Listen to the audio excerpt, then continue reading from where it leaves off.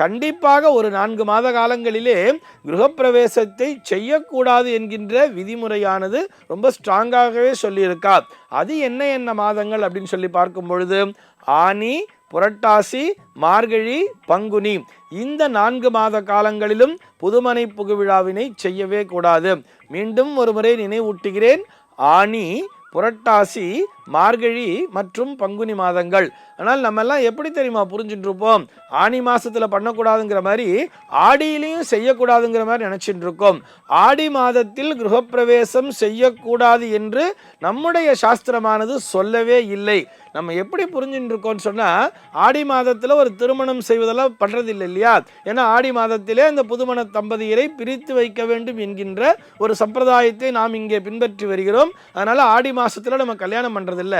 ஆடியில கல்யாணம் பண்றது இல்லைங்கிறதுனால ஆடி மாசத்துல கிரகப்பிரவேசமும் பண்ணக்கூடாதுன்னு நினைச்சிட்டு இருக்கோம். அப்படி அல்ல, ஆடி மாதத்தில் செய்யலாம், ஆனியில் தான் செய்யக்கூடாது.